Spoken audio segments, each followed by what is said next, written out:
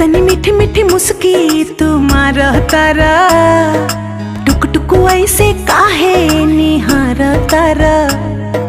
देख तनी मीठी मीठी मुस्की तुम्हारा तारा, टुक टुक ऐसे काहे निहार तारा। कथी चले तोरा मन में सांवरिया,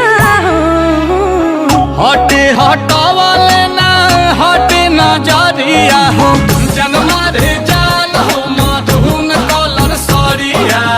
मन करे कहसली भरिया कवरिया हो, जनमा रे जान हो मधुन कलर सरिया।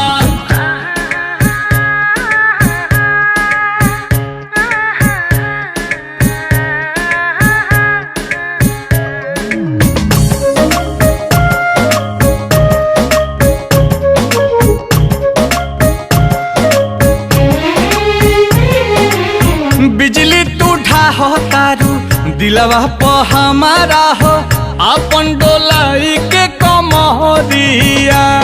हवने ना तोहरो लुटेरा, निरखेला कमर के घेरा।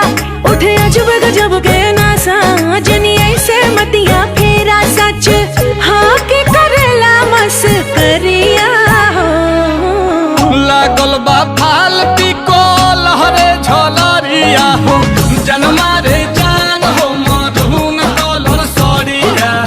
मन करे कसली भरिया कवरिया हो, जनमा रे जान हो मधुन कलर सरिया।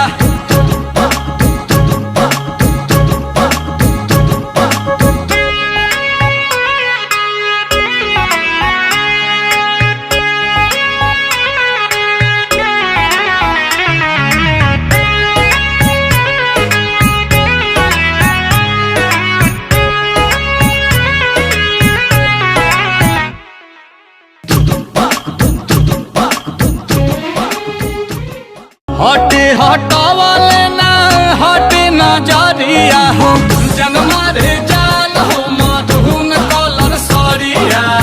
मन करे कहसली